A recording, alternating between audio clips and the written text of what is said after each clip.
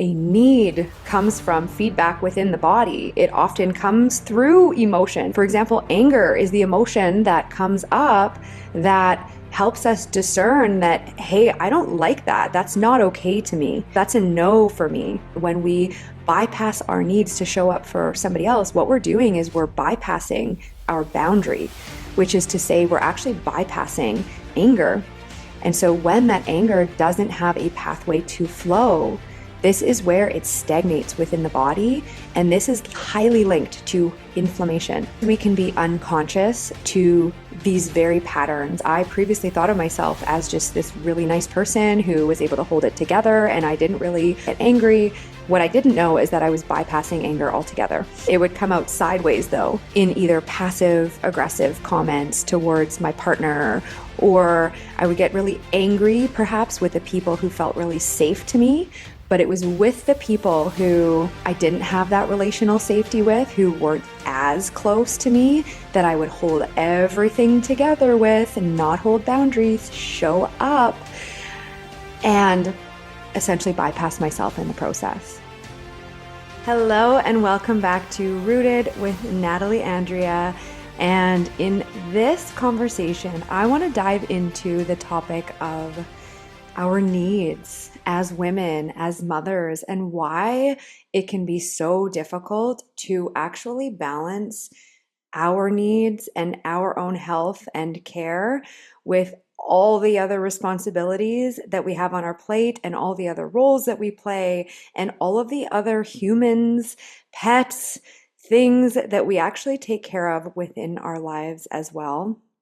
And what is sparking this conversation today is what I have really explored myself within my own journey and the patterns that were beneath the symptoms that I have experienced, the patterns that have come up when I hold space for women who enter into my world, and even just conversations that I've had with friends.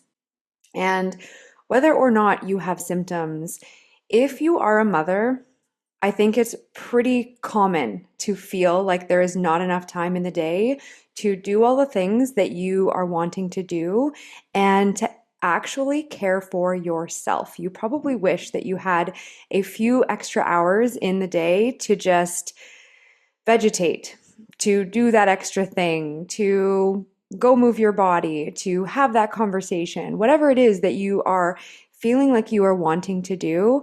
Oftentimes it feels like there's just not enough time in a day. And that comes along with motherhood to a certain degree.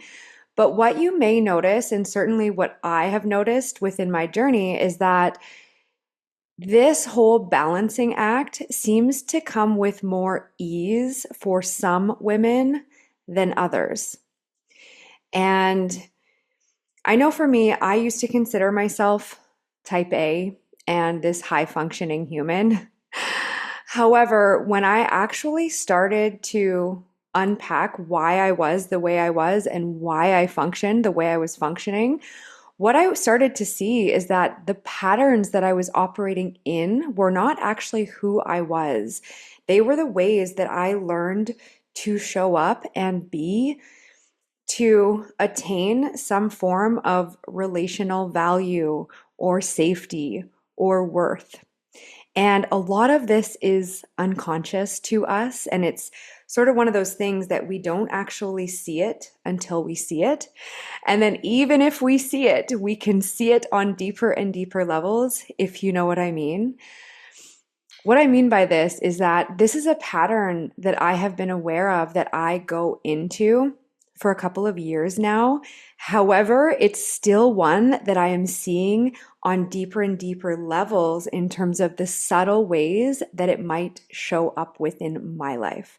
So I just want to open up a conversation and really get into how these deeper patterns may show up when our safety is tied to showing up for others or repressing parts of ourselves, how that actually works with these deeper energetics and how the nervous system comes into play, what this might actually look like in your day-to-day life, why it happens, and some ways that have really helped me to delayer and transform these patterns so that I can actually create space to show up for myself more without the guilt, without the shame that I used to feel when I would take space for myself or use resources on myself, whether that was time, whether that was money and investing in myself. When I look back at my journey, I see that the first stage was me being completely unaware that I even had needs and completely going about my life functioning in such a high degree where my mind wasn't even on myself. I was so oriented and focused outward on all of the things that I needed to do that I often wasn't even aware that I had needs. Of course, I knew that I had basic needs and I needed to eat and I needed to drink water and I needed to move my body to a certain degree, but that's kind of where it stopped. And then once I started becoming aware of these deeper patterns, I started to see that there were certain needs of mine that were perhaps in my blind spot. So perhaps there were certain emotional needs that I was not connected to or aware of, certain mental needs, even certain spiritual needs that I was completely disconnected from. And we'll get into why that was for me, why that might be the case for you. However, moving forward to this next stage, all of a sudden I was aware that I had greater needs. However, it didn't quite feel safe to me to actually meet them. There was something that I was bumping up against within my nervous system, within my subconscious, within my body, where when I actually went to go meet those needs, I would feel guilt, I would feel shame, I would have this certain level of resistance present that would make it seem like, ugh, like I don't even want to go and do that. There was a certain level of dread or excuses that would come up in my mind where it was like, oh, but if I go and take that time or space to go do that thing, then I'm going to come back and the house is going to be a mess or the kids are going to be in this state and then I'm going to be behind on these things. So my mind would come up with all of these excuses as to why it was perhaps not a good idea for me to go and meet my needs in this higher way. However, now when I look back on it, I see that it was actually not registered as safe within my system to slow down, to rest, to receive, and actually focus energy on myself. So there's often this period where we go from a pattern being completely unconscious to then becoming aware of it, but not quite being able to actually take steps or action or change around that pattern, because although we might have some sort of mental awareness, the underlying imprints and energetics live within our body, within our nervous system, within our subconscious, which essentially is something that we cannot override. And so, although we may be aware, there's often these deeper feelings that we may be avoiding on some level, or at least have not yet met, that would allow us to engage in the thing that we're wanting to engage in consciously. Because it's often not that we are avoiding doing the thing, it's we are avoiding the feelings that would come up when we take steps towards doing the thing.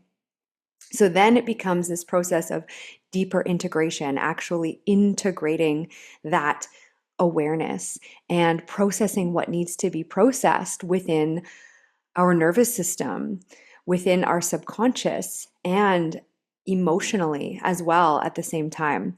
So I want to talk about how this might show up. And again, when we're getting into this conversation, I want to really normalize this to a certain degree, in that when we become mothers, all of a sudden there is much less of a buffer in terms of the amount of time and space that we have to place on ourselves outside of what is required to care for our children. So naturally, there is a decreased buffer there, whereas where we previously had more time to allocate on things, now there is less time, space, resources to actually allocate. So there's a certain degree of this is normal as a mother to feel like you have less time to place on yourself.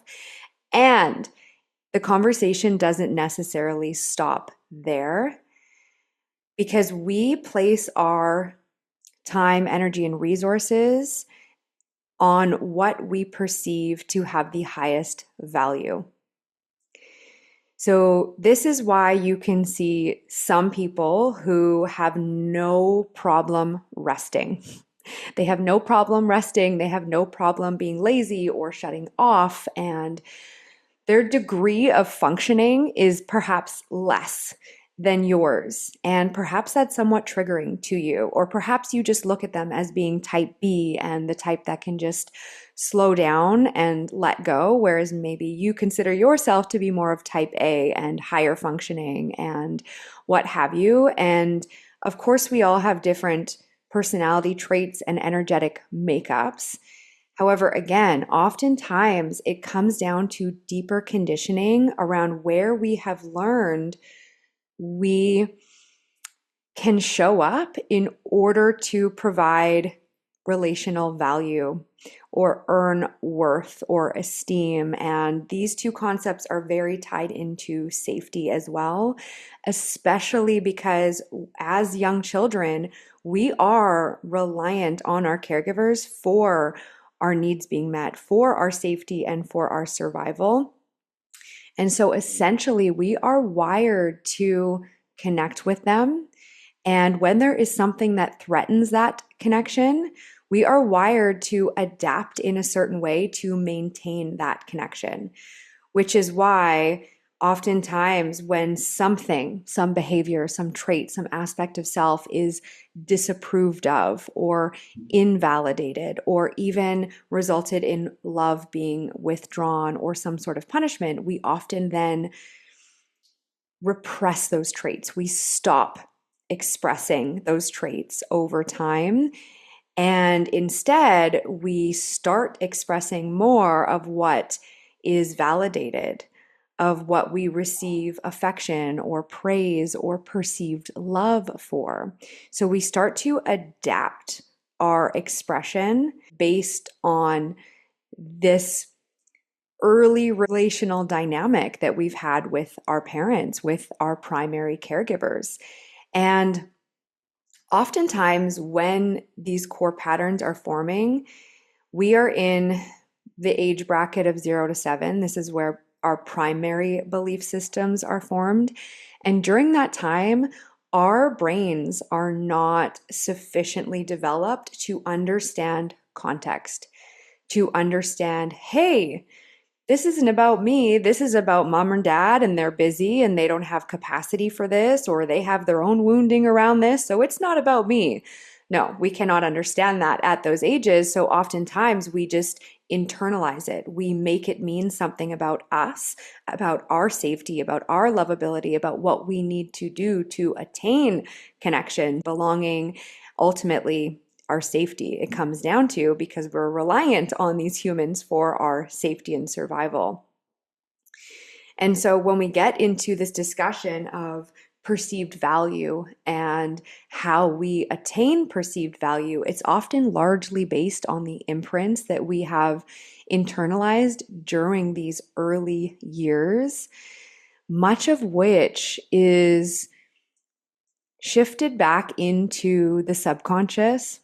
Because essentially, our conscious mind is aware of what we are doing, what we are processing, what we are working through in this current moment, where our conscious thought is directed. However, through repetition, essentially for efficiency purposes, what happens is the sequences of events or the cause and effect or these little packets of activities or actions that we perform on a continual basis, they get moved into the subconscious for efficiency, and they become part of our operating system, which can feel like who we are or our identity without us even fully being aware that that is the case. So, for example, if we learned as children that when we inconvenience mom and dad with our big emotions or our big needs, or we're asking for this thing and they tend to get annoyed with us, what can happen over time is that we can learn to express less of what we perceived to be inconvenient and more of what we perceive actually earns us connection, love, validation, ultimately safety within those relational dynamics. So I know for myself, oftentimes I had these big emotions and big opinions and big thoughts, which, no fault to my mom, no blame to my mom here, but she did not have the capacity to actually meet me in any of them.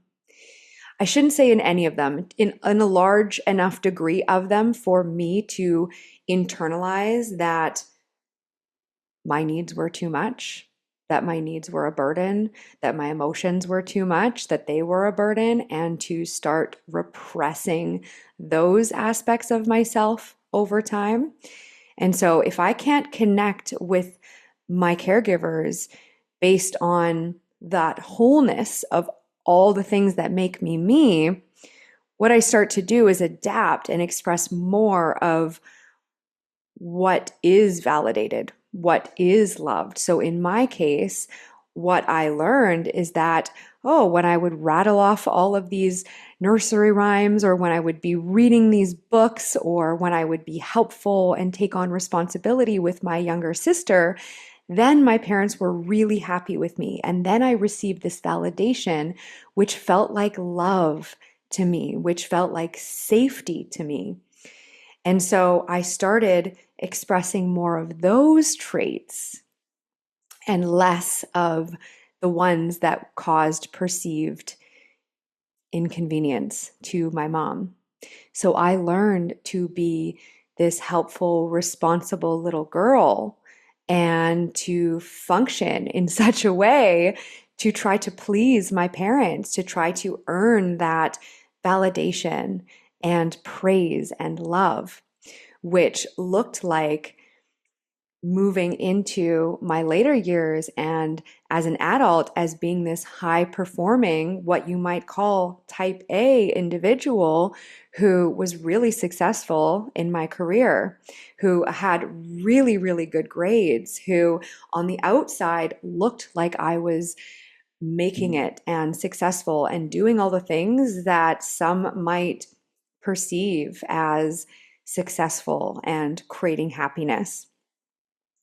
And yet on the inside, I also did not know how to slow down or how to rest or how to ask for what I needed or even how to connect with or feel my emotions.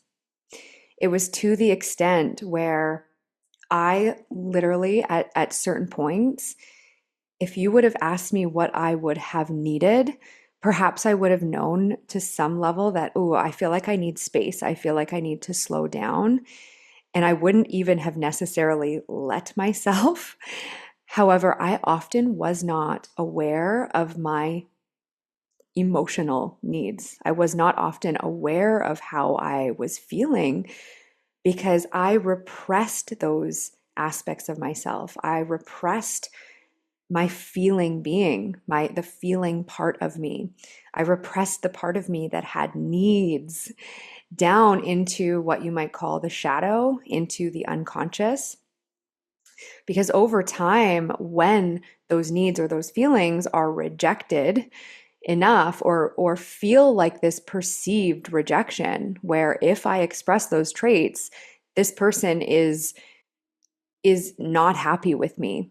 They are either withdrawing love, or I'm receiving this harsh response, or maybe I'm even being punished. And that can feel really scary. It can feel really lonely. And so we start to repress. And eventually, over time, what can happen when we repress is we actually lose touch with those deeper needs, those deeper feelings altogether. We simply disconnect from them. And so our orientation is largely out there on others and what they need and what would be satisfying or helpful to them so that I can feel loved, liked, valuable. And the focus is not all that much in here on me, what I need, what I want.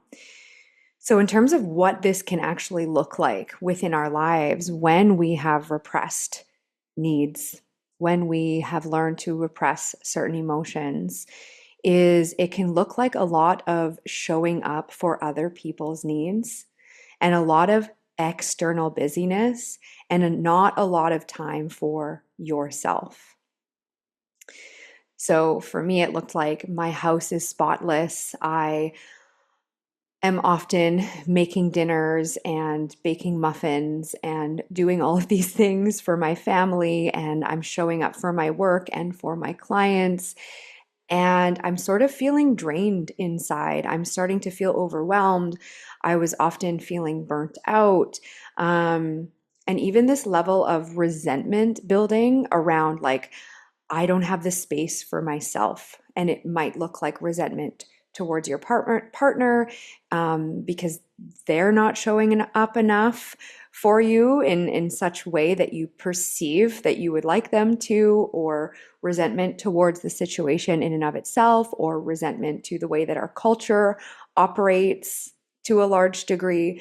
So that's sort of what it looked like for me on the outside. And we can stop there and just say and think, okay, well, that's how life is. And we just continue in the pattern. Rinse, repeat, repeat. And another year has gone by, and another year has gone by, and you're still in the same cycle. You're still in the same pattern. However, if we consider the deeper energetics and nervous system imprints and relational wounds that are going on beneath the surface and why we are showing up the way we are showing up, this is where we can create an opening in that cycle, in that pattern, to actually alchemize what is going on beneath the surface and to create a shift in such a way that would more align with what it is that you consciously desire, which is probably more slowness, more simplicity, more ease. The opposite of ease is dis-ease. I didn't realize myself how much I was operating in this state of lack of ease, of dis-ease within my life. It did not feel easy. It often felt like a lot of work all the time, a lot of responsibility on my shoulders, which again, if we look back to imprints, where those feelings were perhaps first felt within our life, it's often these earlier imprints that essentially caused us to internalize the message that when we take on responsibility, we have relational value. Then we belong within our family unit. Then we belong within our classrooms. And then we are lovable. Then we are enough. Then we are safe. So it's this idea of conditional value, this conditional belonging, conditional safety that operates beneath all of this. And these imprints of deep repression of your own needs, your own feelings, sometimes your own desires, at least to a certain extent, and a repression of what is inconvenient within you, and then focusing your energy on the activities that provide perceived value, such as work, such as giving to others, showing up for others.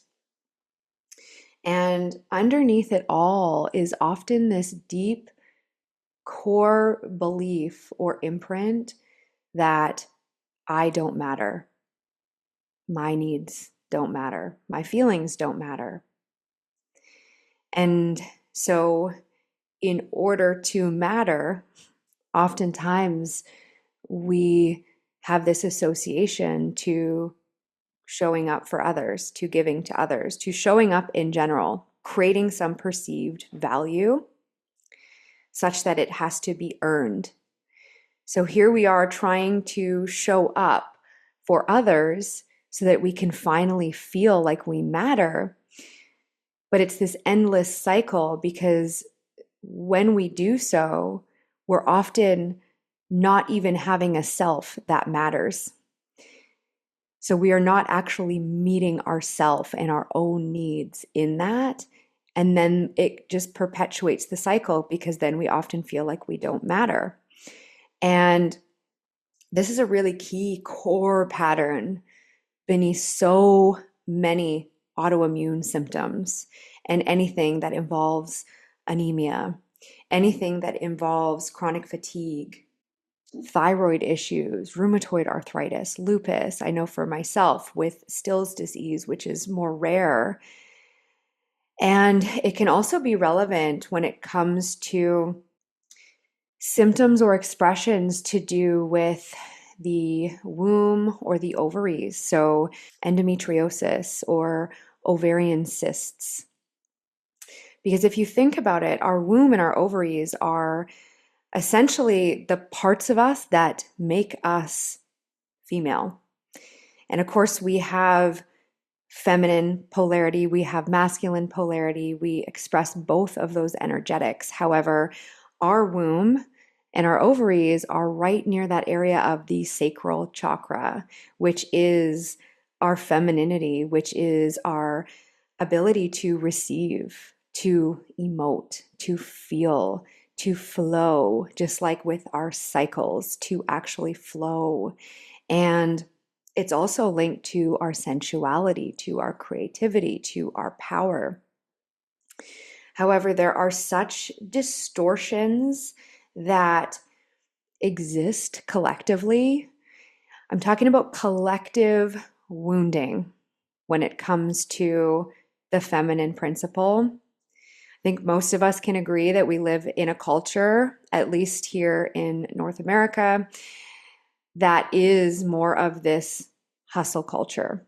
Like what is rewarded and seen as successful is sort of this I'm doing it all, boss mom mindset.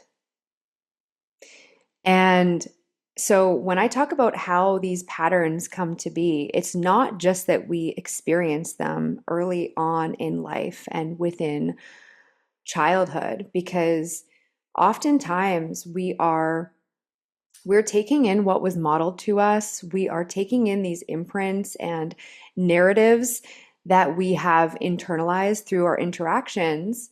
However, our mothers were that way for a reason as well. Perhaps your mother couldn't hold space for your emotions or your needs because she wasn't given that template from her mother. And so it goes back and back and back several generations. And this is where this idea of generational patterning can come in because it is informed collectively, culturally, and it lives back through generations. And this is why doing this work doesn't involve placing fault or blame. It doesn't negate what happened to you or the emotions involved and the experiences that you had with your mom, with your dad either. Like there are very real imprints that are often internalized within our nervous system, within our body, within our subconscious, that when we start to see them, it does involve processing those deeper emotions and the grief of internalizing those messages and operating the ways that we have, or those deep feelings of heartache or sadness or rejection where we could not be met. So it's not about negating those feelings. It's more so zooming up as well and seeing that our parents couldn't give us what they weren't given. And I believe that we choose our parents for a reason and that there are certain themes and lessons that we desire to experience when we come into these bodies, and that they are the perfect vehicles to imprint us with whatever it is that needs to be imprinted within our psyche at the start to go on this beautiful journey of expansion and self-discovery and coming home to truth. Whenever it is that we are essentially catalyzed into that awakening, into that journey of deeper integration. And what that journey often involves is feeling through all the parts of yourself that you had repressed or disconnected from, and feeling through the emotions that you had to repress along with them. So when we look at how these patterns show up and where they came from, the next question often follows, okay, well, what do I do with them? Like, how can I continue to bring awareness to them? How can I continue to essentially shift and transform those patterns? Because perhaps what you can see, if you're anything like me, again, going back to kind of the phases of how this transpired and came up for me, I went from not being aware that I was operating in this way, or that there were certain beliefs going on within my system that were essentially creating what I was experiencing within my life. Meaning, I was acting in a certain way based on what I believed I needed to do or show up as, which formed this identity within myself. So it went from not being conscious that there was a pattern there. I previously thought it was just the person, it was just me.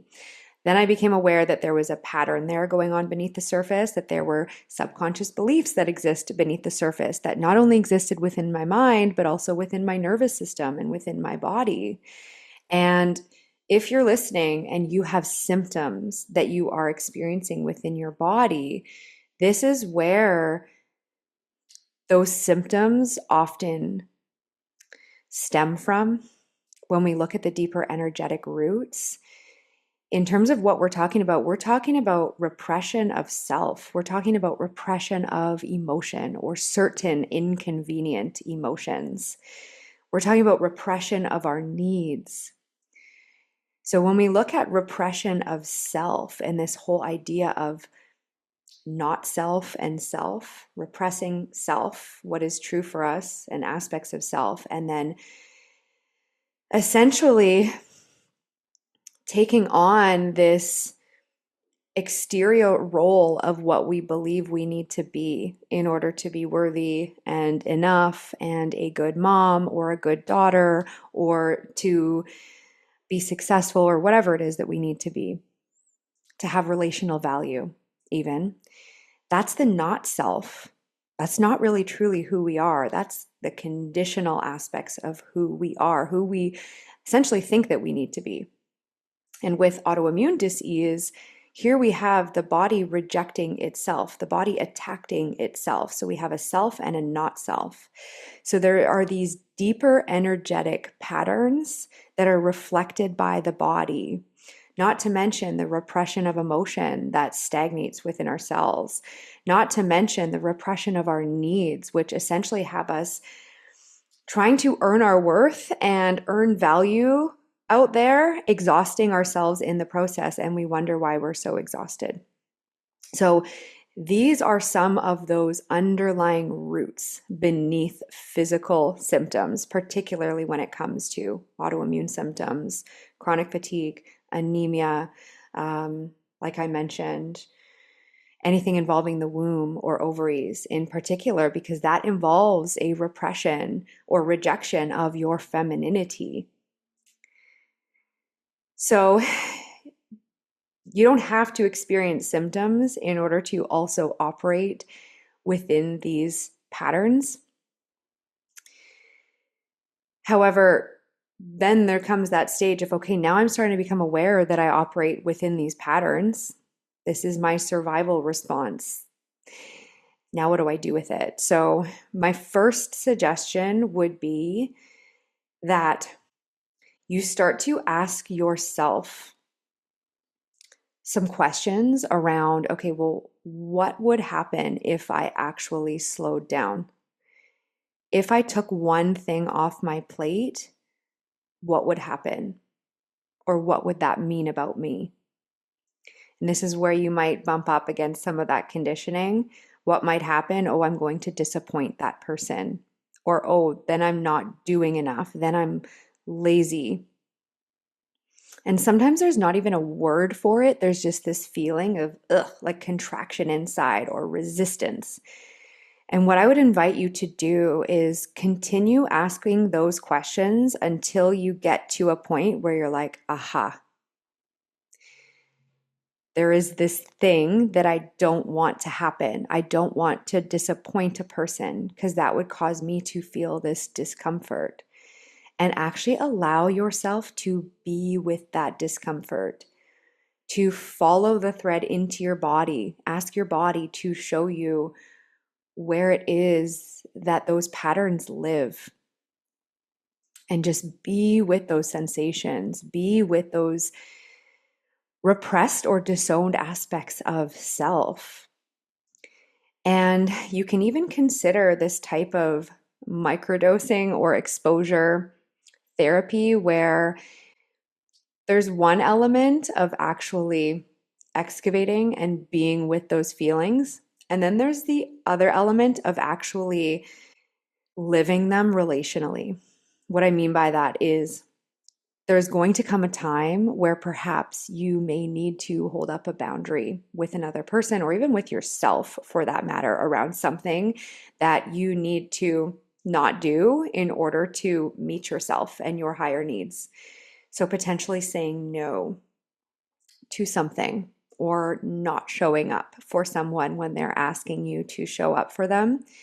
And this is where you are likely going to be exposed to the very feeling that you typically avoid by saying yes, whether that's to another person or to yourself. So that's where that fear of disappointing the person or of not being enough or of not mattering, not being valuable if you're not doing that thing will likely come up. And so considering where you might be able to take a pause before you engage in something, pick one activity within your life, or perhaps you know that you receive a lot of texts from this certain friend or person within your life asking you to hold space or show up for them in some sort of way. And that might be an area where you might just pause and not respond for a while and just see what happens within your body when you don't respond. So often there's this feeling that happens that we unconsciously then want to avoid. So we immediately take action to avoid that feeling. So even just pausing for a moment and being with that feeling of what comes up when I don't immediately respond to another person's request of me or need. That would probably be the first step that I would suggest. The next would be within that place and holding yourself in that place, really asking yourself the question of, do I truly have capacity for this at this point in time? What is it that I need right now? Am I feeling full? Do I feel resourced enough in this moment to actually show up for this person? If the answer is yes, truly, honestly, fantastic. Go for it. If the answer is no, or maybe not, this is where I would invite you to simply express that to the person. Hey, I would love to show up for you right now. However, if I'm being really honest with myself, I don't have the capacity. That's it. And again, being with what comes up within your system when you hold that boundary relationally. It might feel like parts of yourself grasping, or this deep discomfort, or even this trembling or heat, or whatever it is, this pit in your stomach. See if you can simply be with it. Breathe with it, not breathing it away, just simply imagining extending your own arms around yourself and just holding yourself in it. And the same goes for the boundaries with yourself. So it can be easier to spot when it's an ask from outside of you, meaning somebody else coming up and asking you to show up in some sort of way for them. However, when it's this conditional ask from within you, that can be a little bit trickier to spot, because so many of the ways that we actually engage in life and the things that we do are somewhat on autopilot and just part of this program that we believe is part of life, and this is what we need to do within life, and we don't even question it. However, if you notice yourself getting up and cleaning the house or doing something extra, considering, is this a conditional ask? Is this something that I really need to do right now? Is this a need? Is this a want? What is my higher need in this moment? Because sometimes the medicine is actually in not doing. It's actually being with yourself when you are not showing up, when you are not doing the thing, when you are still and you are not providing some sort of value within your family, within your home, or within your work.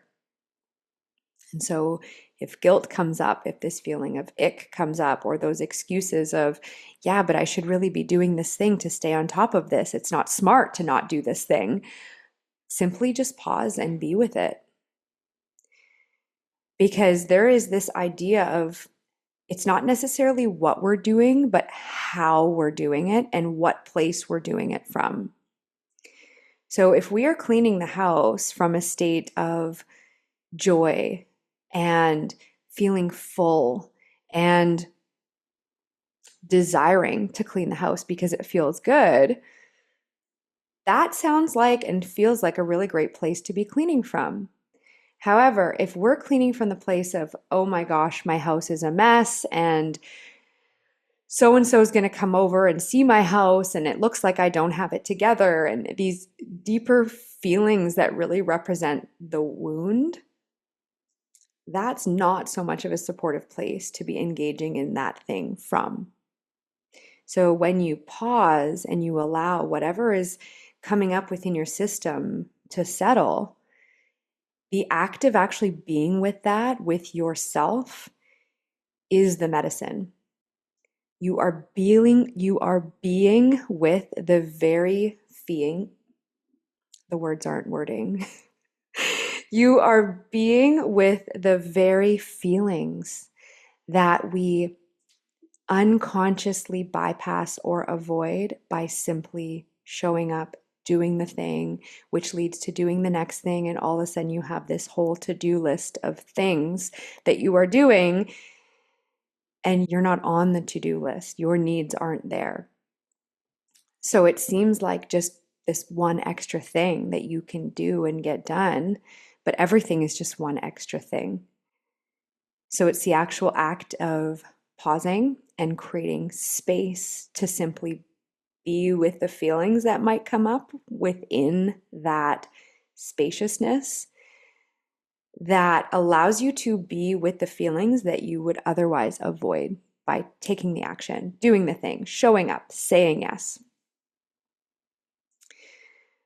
Many times I've asked participants of my immersions to reflect on what it was that their experience with dis-ease taught them after they've gone through the deep process of alchemizing these deeper energetics.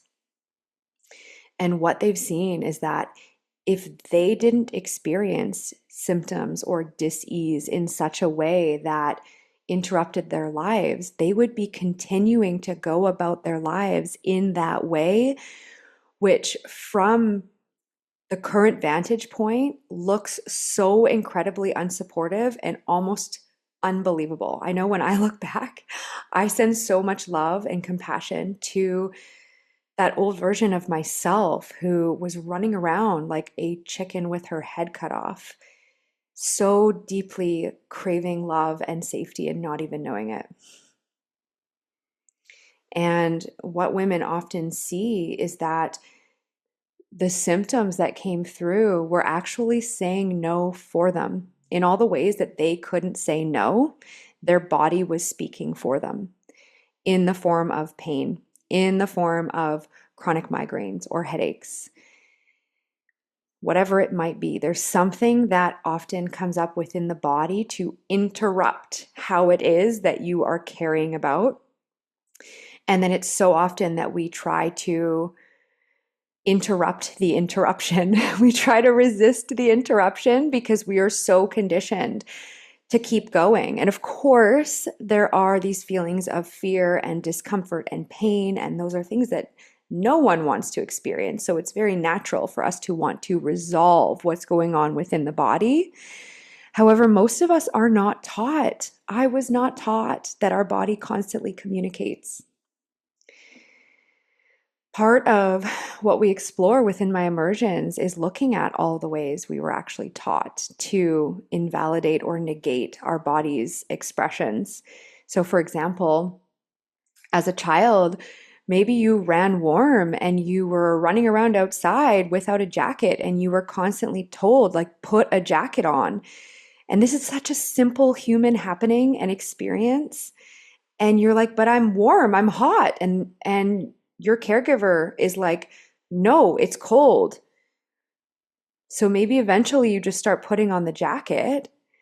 And the subtlety of the message and imprint that you have the potential of internalizing in that moment is, oh, somebody else outside of me knows better than I do.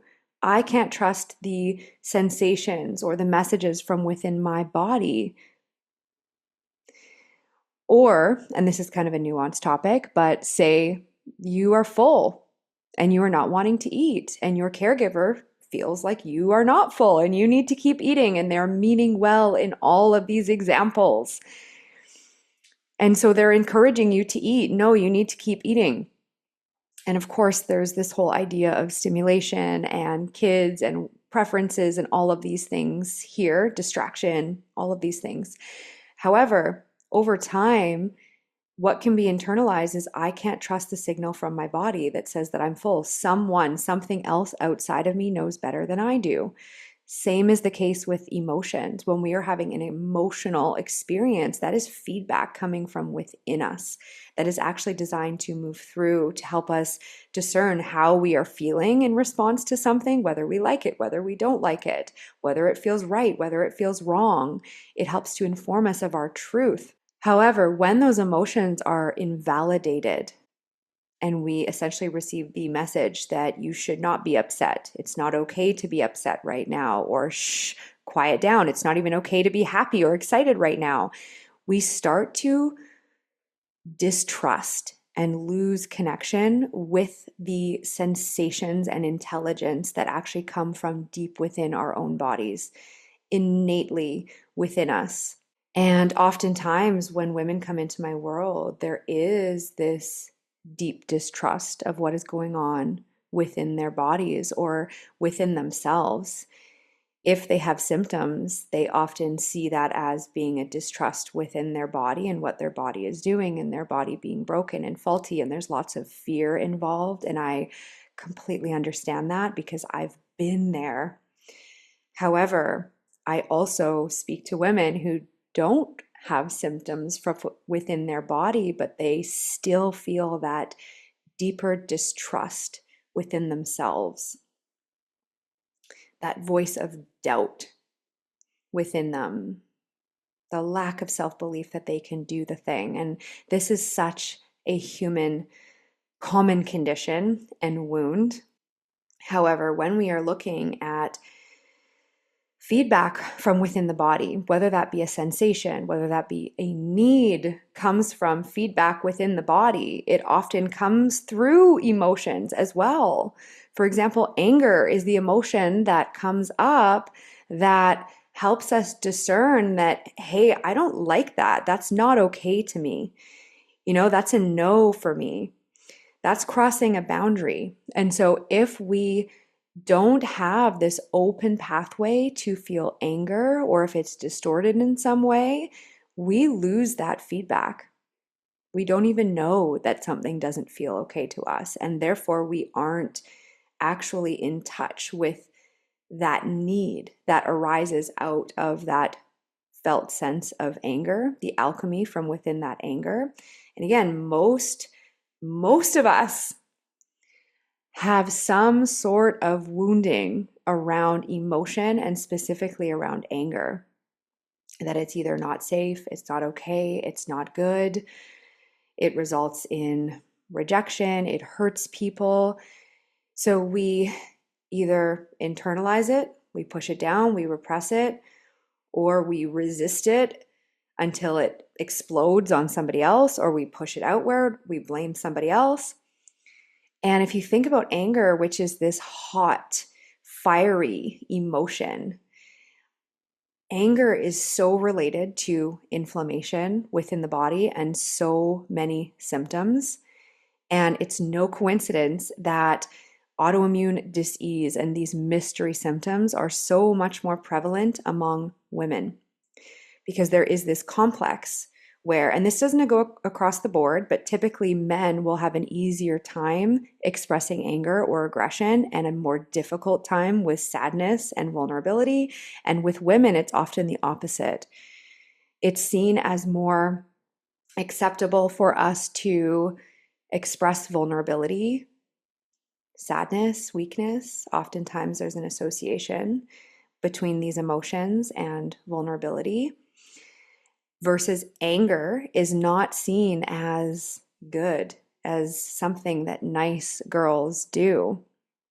So many of us have these deep imprints that are experiential, that are generational around anger. And so when we hold it in, when we push it in, when we bypass our needs to show up for somebody else, what we're doing is we're bypassing our boundary, which is to say we're actually bypassing our anger. And so when that anger doesn't have a pathway to flow, this is where it stagnates within the body. And this is highly linked to inflammation, to that fieriness, that heat within that doesn't have a pathway to move out. So this is where it is linked to any sort of inflammatory condition, such as rheumatoid arthritis, lupus, such as chronic fatigue, such as even irritable bowel syndrome. You look at the word irritable bowel, and it's like this, your gut is like angry, like it's not happy, So there is this symbolic language that the body speaks.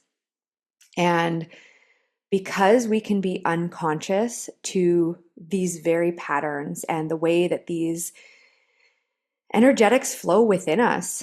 I know I previously thought of myself as just this really nice person who was able to hold it together, and I didn't really blow up. I didn't get angry. What I didn't know is that I was bypassing anger altogether for the most part. There's some ways like I would hold it down. It's kind of like this kettle that's holding all of this steam, and eventually it needs to blow to release some of the pressure. So sometimes I would blow up. It would come out sideways though, in either passive aggressive comments towards my partner, or I would get really angry perhaps with the people who felt really safe to me, but it was with the people who I didn't have that relational safety with, who weren't as close to me, that I would hold everything together with, not hold boundaries, show up, and essentially bypass myself in the process. So within this whole conversation, we've talked about this whole idea of balancing our needs with our family's needs, with work, with everything else. And there's this analogy that I sometimes share. And essentially, it's that here we are all juggling all of these balls in terms of the roles and responsibilities that we show up for within our lives. And we have one of those balls as our children, one as our partner, one as potentially our work, other family members, friends, other areas of our lives where we show up. So we're juggling all of these balls and competing needs. And so often we neglect to actually consider that we are also juggling the ball of our own health and well being. And within that comes our physical needs, our emotional needs, our mental needs, and even our spiritual needs.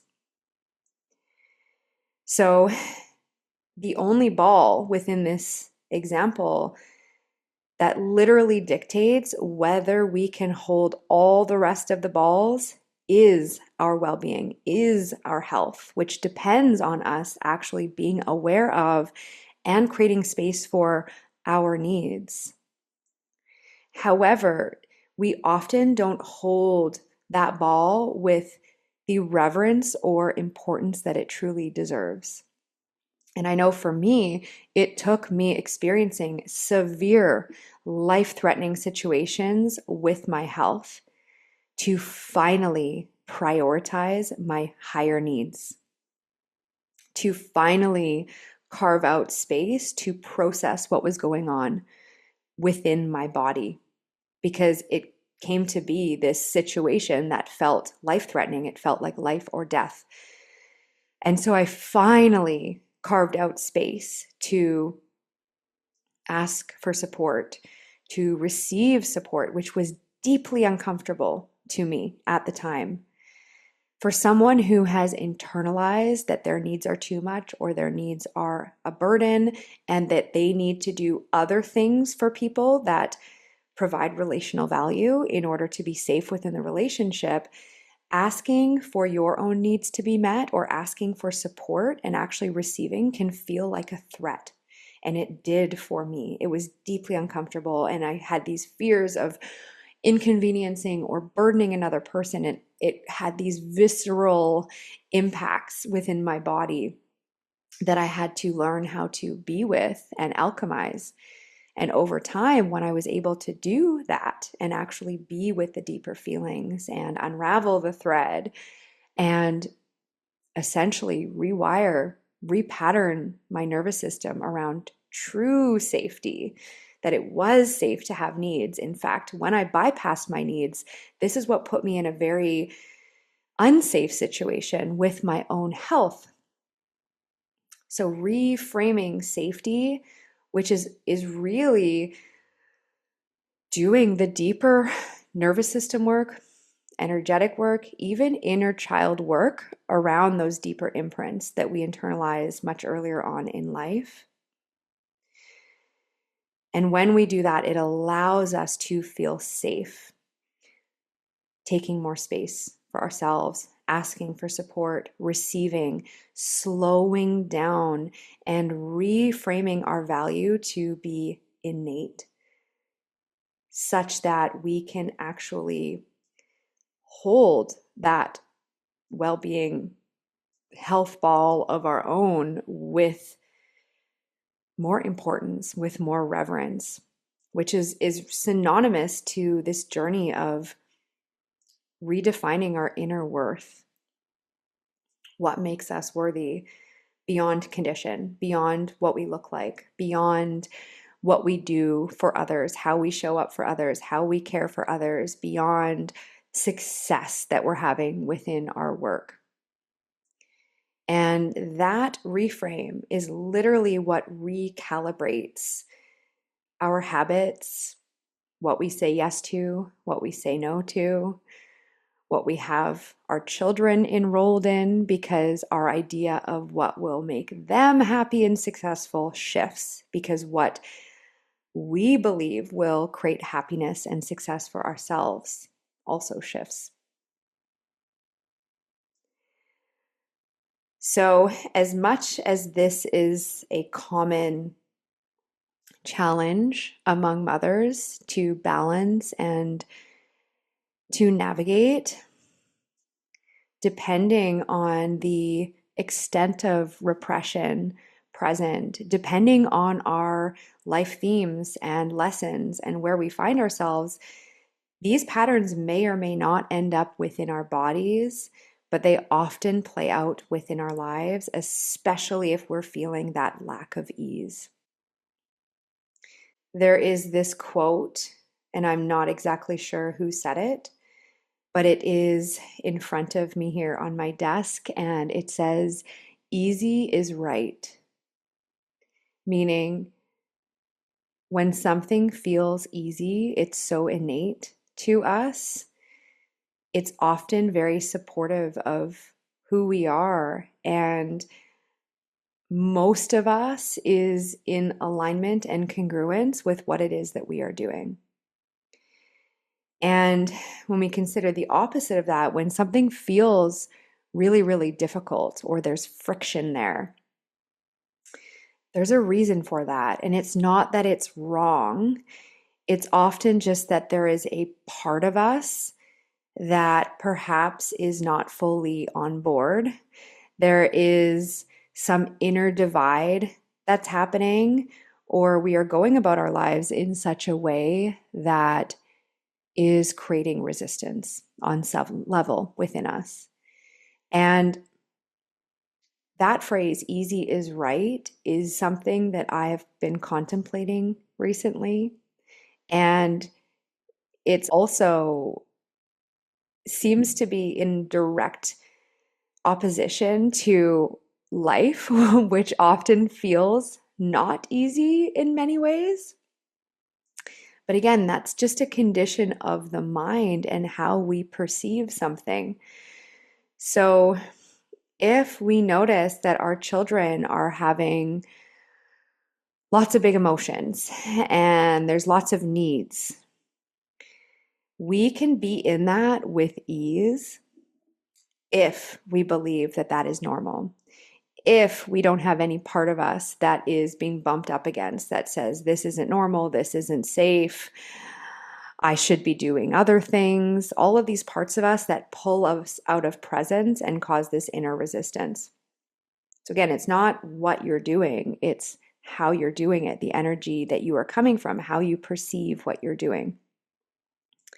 You can also be in that situation with children that are having big emotions and having all of these needs when you have all of these other things that you feel like you should be doing, and be in a state of a real lack of ease and a real overwhelm. And that's not wrong. Like, we're all human, we all have our times.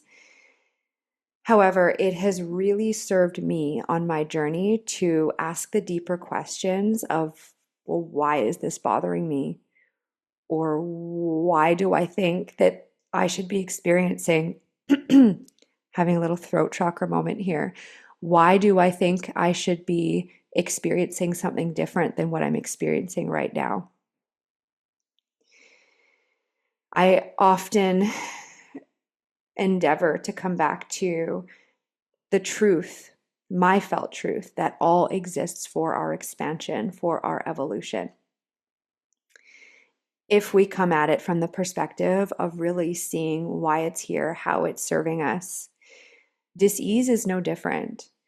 Experiencing friction with the balance between our needs and our responsibilities is no different. Because when we start to venture below the surface and actually look at what's beneath the symptom, whether that be a symptom within the body or a symptom within life, some form of contrast or friction, it takes us on this journey where we meet ourselves on such deeper levels. And it often sparks expansion and transformation. And when you look at life that way, you start to see that everything, even the things that don't feel easy, even the things that don't feel comfortable, truly exist for our expansion. So With that said, I hope that this sparked something within you. And I hope that this sparks a deeper conversation within yourself as well. If this has spoken to you, I want to let you know that I am opening the doors to 2 separate immersions starting this January. And both immersions relate to discerning expressions from the body. So I have Rooted, which is my signature immersion for mothers experiencing symptoms of autoimmune disease or other systemic conditions, such as chronic fatigue, where we go deep into these underlying energetics, into understanding what it is that the body is expressing, into rebuilding connection and trust with the body, and essentially in cultivating a roadmap for how to continue going about excavating the deeper layers beneath the symptoms that you're experiencing going forward. And my newest offering is called The Foundation, which is primarily self-paced. And essentially, it is a pathway to discern what it is that your body is expressing, to actually delayer the underlying energetics, and to equip yourself with the foundational tools, practices, and inner template and framework to really delayer what it is that your body is experiencing and to be able to move forward with trust. So within both of these containers, I share my framework that I have utilized to move from a state of inner disconnection, of repression, to actually starting to create a bridge between what my body is expressing and the deeper energetics at play, as well as how I was feeling, what I was needing, and learning how to be with the emotions that I couldn't feel before and how to move them through my body, so on and so forth. So, both of these immersions have this framework included, and both of them include live coaching clinics with me as well for support.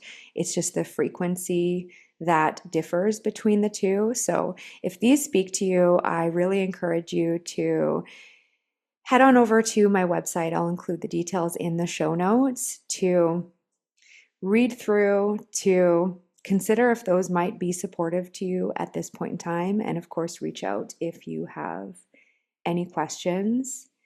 And as we close off, here I am recording this during the week before Christmas and the holidays, during a time where oftentimes there's a lot more outward giving. It's a season of giving. However, I invite you to also consider what it would look like to also give to yourself, to consider yourself among the list of people that you would like to give to and that are worthy and deserving of receiving. And what are the small ways that you may be able to meet yourself and your higher needs? And maybe what are some of the other bigger ways as well? Thank you so much for listening, and I will see you next time.